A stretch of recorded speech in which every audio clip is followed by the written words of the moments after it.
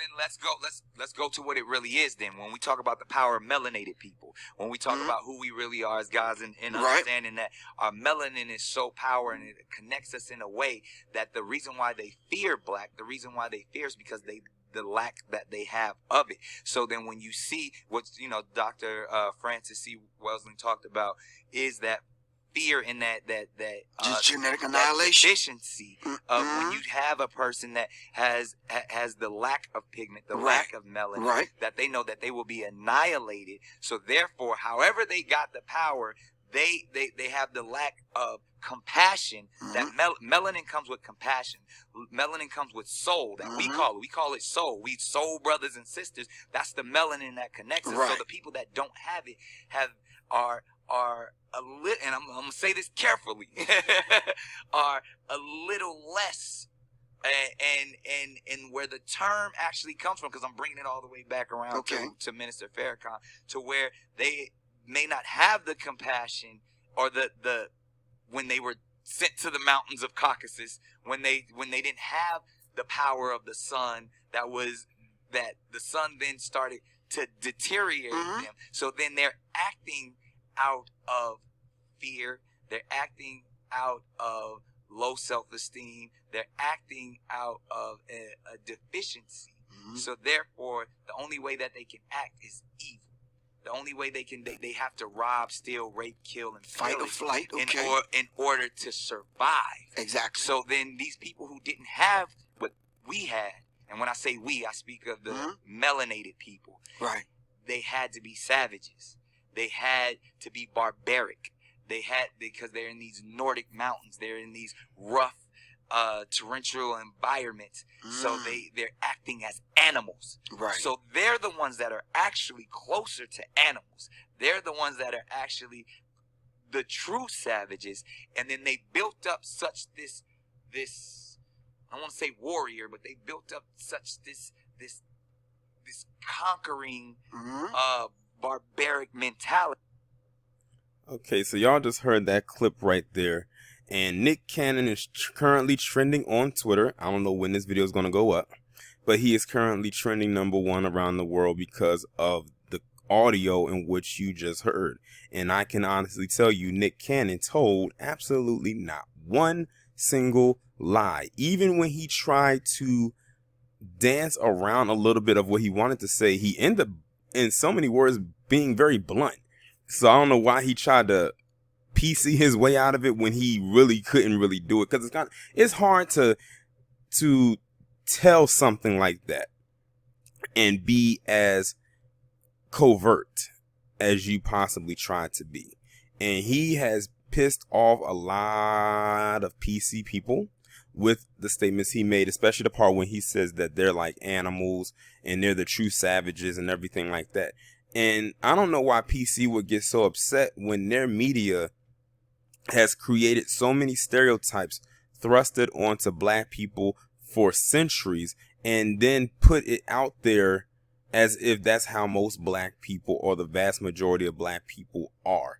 But see, that's the thing. They have to put that imagery out there because that's all they want people to see, so that is all they will aspire to become. As if there aren't black people out there who are the complete opposite of that, while still being for their people.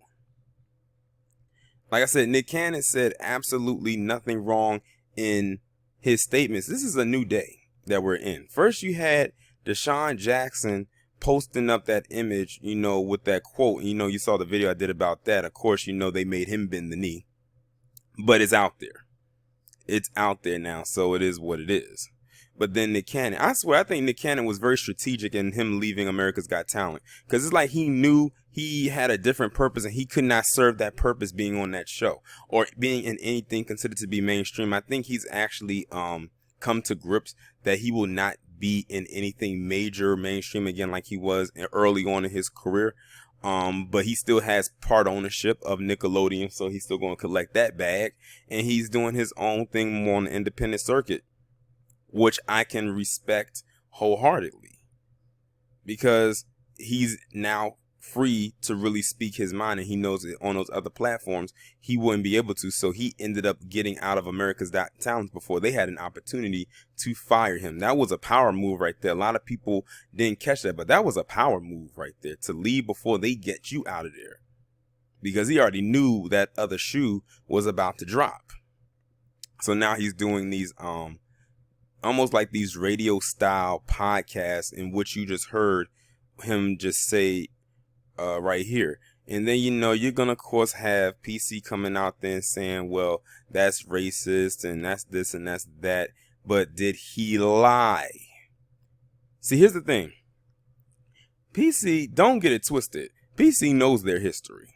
Many of them know their history. They just don't want us knowing their history. Hell, I don't know how. We play an intricate role in their history. When he was mentioning that part, how they climbed up to the Caucasus Mountains and pretty much stayed there, where it was in them caves and it was cold and wet and damp. They was, void of sunlight and all types of stuff. That was true.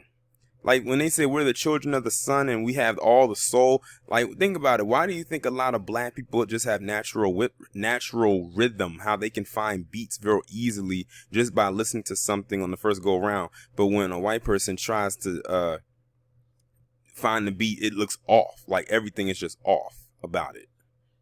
Now, I'm not saying every black person have rhythm, because that's definitely not the case. I have seen some offbeat black people before, and it is cringeworthy to watch. Some can't even do a simple two-step, but that's okay. That's an exception to the rule.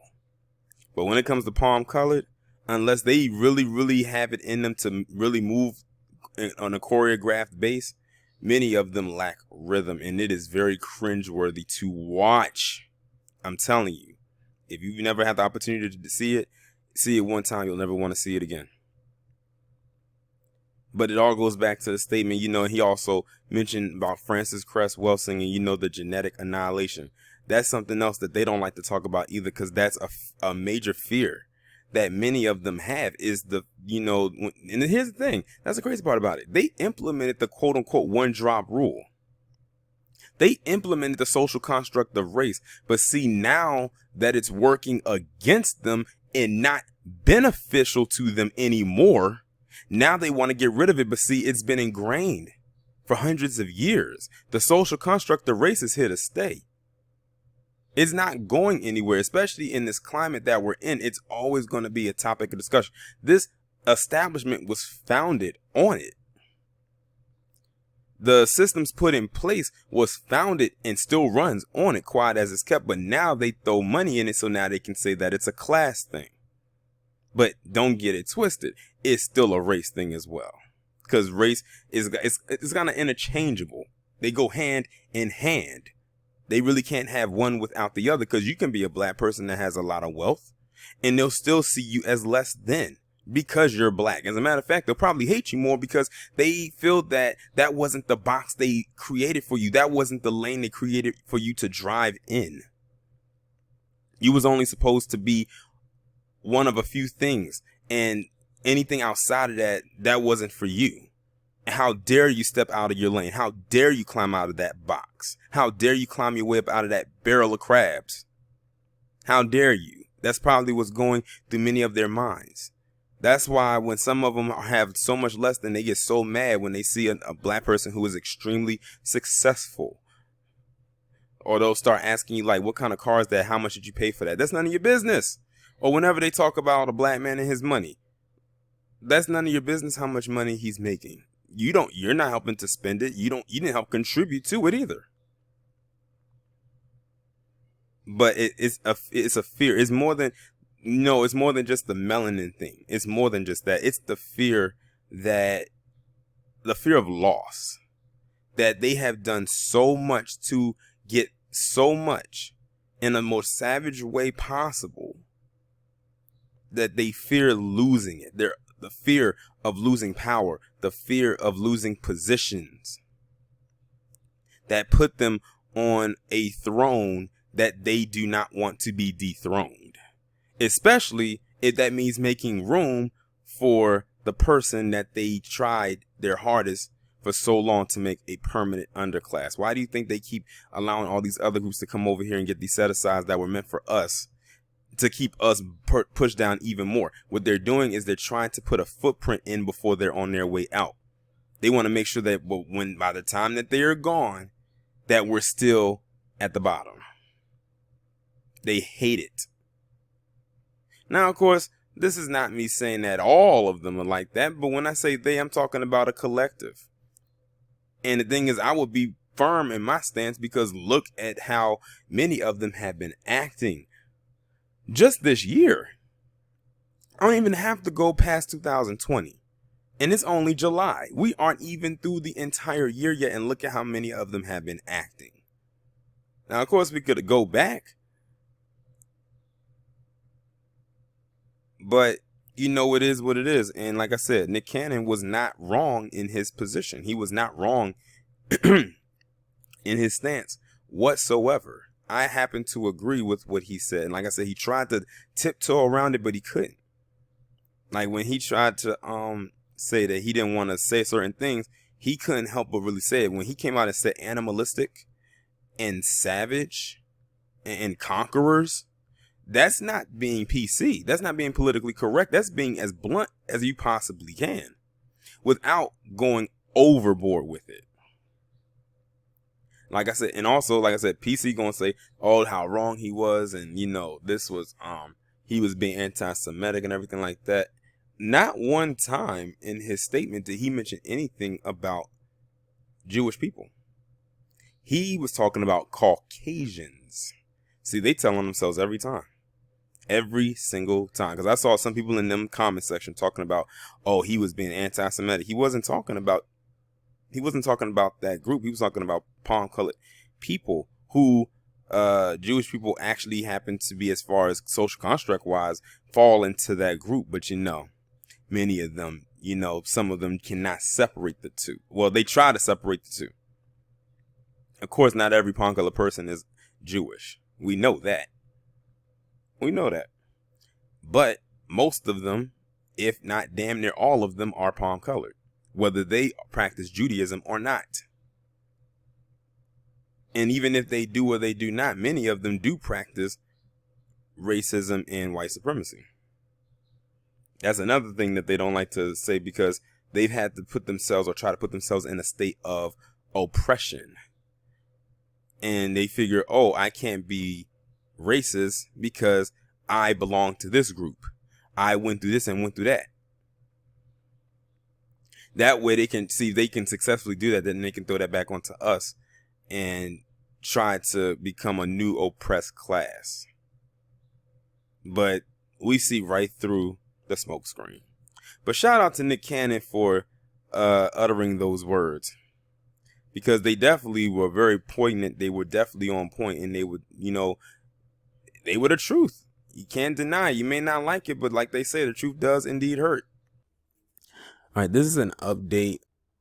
So I had to come in here and insert this little update. Now, mind you, the first part of the recording that you did hear, that was from the night before when I recorded the first part of the video that had the audio and everything. This is the next day. This is currently July 15th, 2020, where now Viacom, as you can see by your screen, has fired Nick Cannon. Now, mind you, the only thing I can think of that's under the Viacom label that has his name attached to it is Wild 'N Out, because Wild 'N Out is a show on MTV. Now, that is his show. That's not a show that he's on that was created by somebody else and he's just the face of it. It's not like it's The Masked Singer or America's Got Talent, where that was created by other people and he just happens to host it. This is a show that he came up with, and it gave a lot of opportunities to a lot of up-and-coming black comedians who probably didn't have a chance. It gave them an opportunity to show what they were made of and made some success stories out of many of them. And I was actually shocked to find out the show got started back in 2005. I'm like, wow, this show has been on for 15 years. That's a long time for a show created by a black man. I was in high school. As a matter of fact, I was getting ready to go into my junior year of high school because the show came out in July of 2005, so I was 16. I was getting ready to go into my junior year of high school. So you got to think throughout high school, throughout college, and even after, post grad, that show was still on. I watched a few seasons of it, especially in its early seasons, because Nick Cannon was hot at the time. But then I kind of fell off after a while. Life gets in the way. It is what it is. But it was good to see that the show was still on and people were still coming in and everything like that. But they are firing him from his show. And it's like, he did not say anything bad about that group. He didn't speak ill toward them at all. If you look right here, it says Viacom fires actor Nick Cannon after he calls black people the true Hebrews. Viacom CBS fires Nick Cannon, citing hateful speech in podcast. Now, I think Nick Cannon was supposed to, when I see Viacom CBS, that can only mean one thing. It sounds to me like Nick Cannon was about to have a deal with CBS. That's why I said Nick Cannon's like a Renaissance man. He has his hands in a lot of different things. That's why I don't know why people be trying to hate on this guy. At one point we all said that Nick Cannon was corny. I think we've all said that at least a time or two. But I have to give it to him. This guy is a true businessman. He knows what he's doing. He knows how to make his money. He knows how to keep it. And he knows how to distribute it evenly. Make sure people are covered. But this is like really messed up here, all because he gave not so much his opinion, but he gave facts, and he did it in a very tasteful way. He did not come at it in a form of malice. But we're dealing with a group of people here that cannot take criticism at any capacity, even at its lowest capacity. But I'm sure that Nick Cannon will be able to bounce back from this, and based on what I'm hearing now, he is going to be fighting tooth and nail for this. But like I've heard someone else say, I truly believe that Nick Cannon should look into creating his own network, because he has the base to do it. If he can create a show like Wild 'N Out and have it last for 15 years, he can, help some, create some other shows or have other people come in and help him, like a creative team, and get his own network going. Even if it's a streaming network, sometimes you got to start off small and, work your way up. But, yeah, I'm sure Nick Cannon is definitely, he's going through it right now, but he's not backing down at all. He's actually going toe to toe with Viacom right now as we speak. He's basically saying, how are you going to fire the boss? Like, I run this show. Like, it's just on one of your networks, but I created the show. And I feel bad, for the people that's attached to the show, like all the talent, that's on there, because that show brought in a lot of eyes. Like, Nick Cannon was, he brought in a lot of different celebrities every week to come on to that show, whether they were mainstream A-list celebrities or even those who are on reality television shows. So it's like, if he's not there, who's going to run the show? They going to bring somebody in, or they going to have to run it without a host. But at that point, they're probably looking to now to just shutting the show down altogether, which completely cuts off the pay for all the talent that was working on the show. Nick Cannon is going to be fine. Those other ones, though, they are going to have other endeavors on lock if they don't have them already. Hopefully they have secured their profits. But it's when you look at the bigger picture of things, it's not good at all. And this is just the cost that a black man has to pay when he's outspoken in this establishment, in this world.